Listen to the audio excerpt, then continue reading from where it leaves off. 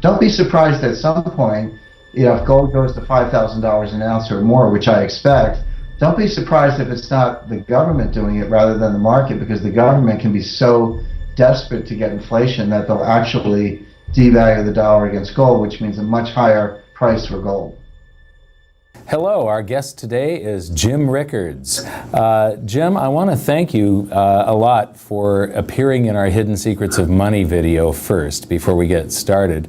You're actually in 4 of the episodes that are out, and so we've featured you, and I just want to thank you for being in it and all of the tweets that you've done on it.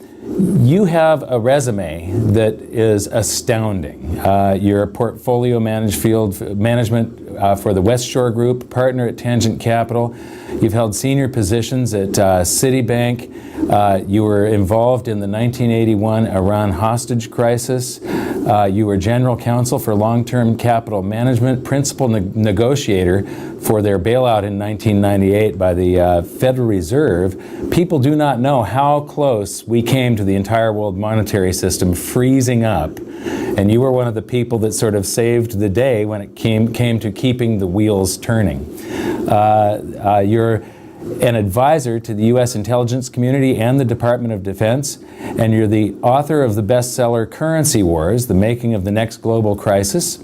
And now you're coming out with a book called The Death of Money, The Coming Collapse of the International Monetary System. I have a theory.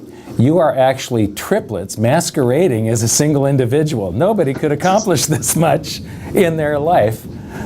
First, how did you do it? And then let's talk about the book. I mean, you were just saying that you're managing a mutual fund and a hedge fund right now. In a way, my career has mirrored the evolution of the monetary system. I started as a commercial banker in the 80s. I then switched to investment banking, worked for a primary dealer.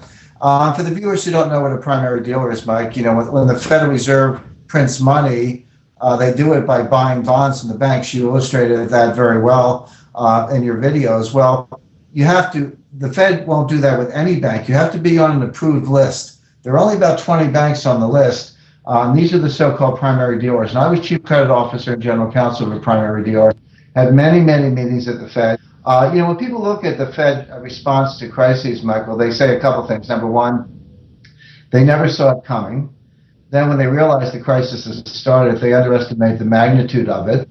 And then when they figure out the magnitude, they underestimate the duration of it. And then when they figure out the duration, they apply the wrong remedy. And so you say to yourself, well, how could they always be wrong? They're not stupid. They have 160, 170 IQs. They're a lot smarter than I am.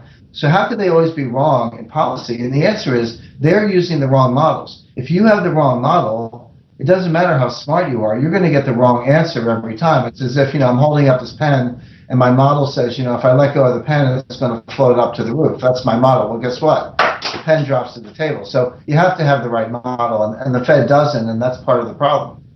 Tell me the difference between Keynesian, or not the difference, but tell me about Keynesian economics and monetary illusion.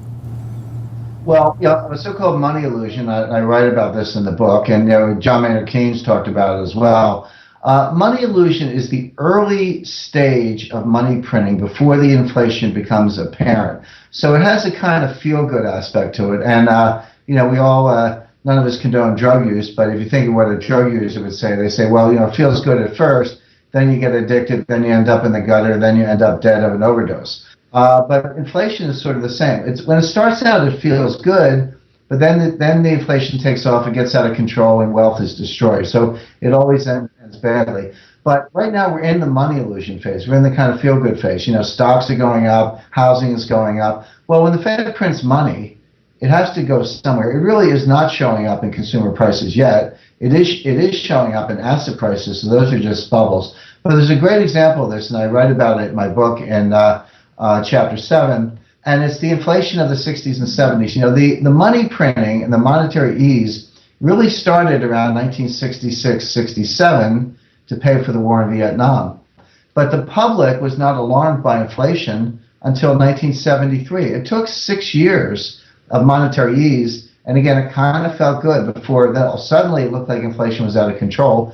the inflation really spun out of control in the late 70s. From 1977 to 1981, inflation was 50%, 50. The dollar lost half of its purchasing power in a very brief 5-year period. Then when Volcker came in and raised rates, and Reagan came in and created a more favorable business environment by cutting taxes, cutting regulation, saying to the world, hey, the United States, we're not going to destroy your wealth, we're going to create wealth. The U.S. became a magnet for savings around the world because we went to, we paid savers a high interest rate and we had low taxes for entrepreneurs. That was a great combination. But inflation didn't get back under control until 1986. So you had a 20-year period. In 1966, it was about 1.7%. And in 1986, it was about the same, about 1.6%. So you had a 20-year round trip, but it went up to 13% in the meantime and then back down to 1.6%. So that shows you how long these things can take to play out. But money illusion is the early phase when it feels good, but it's heading to something bad. But the problem I have is that the smart money can take advantage of it. So the leverage guys, the hedge fund guys, the private equity guys, these are the people who get the benefits of money illusion. The everyday citizens, they're the losers. They're the ones stuck on the back end, paying inflated values for things and high prices for things and watching their purchasing power erode.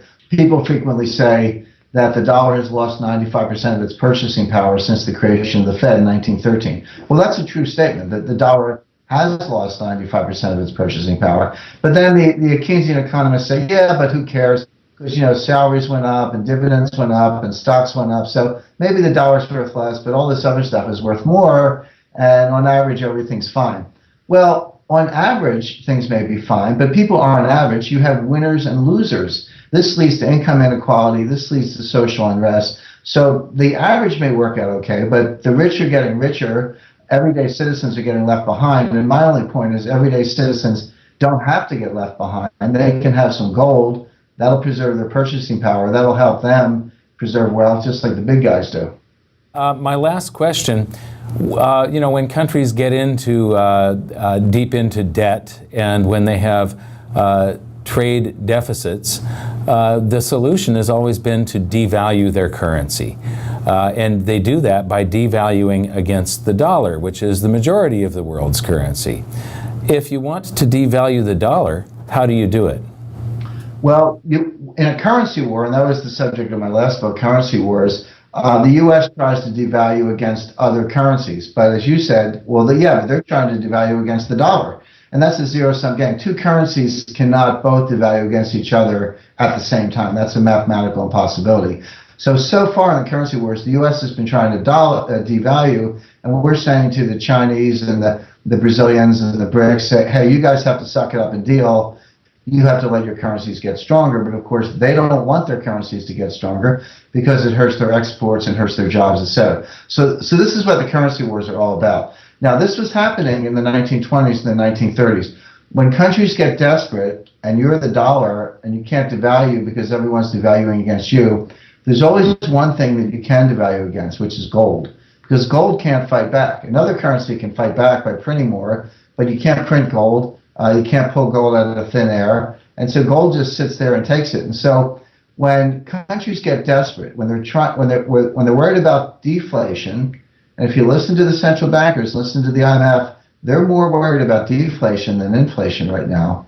When the central bankers are worried about deflation and they're trying to get inflation and it's not working, the one thing you can always do is devalue your currency against gold by raising the dollar price of gold. So don't be surprised at some point, if gold goes to $5,000 an ounce or more, which I expect, don't be surprised if it's not the government doing it rather than the market, because the government can be so desperate to get inflation that they'll actually devalue the dollar against gold, which means a much higher price for gold. That's the type of scenario where we could wake up one morning and it's already been done. Thank you very much, Jim. Look forward to our next interview and I look forward to seeing you again. Thank you. Bye-bye.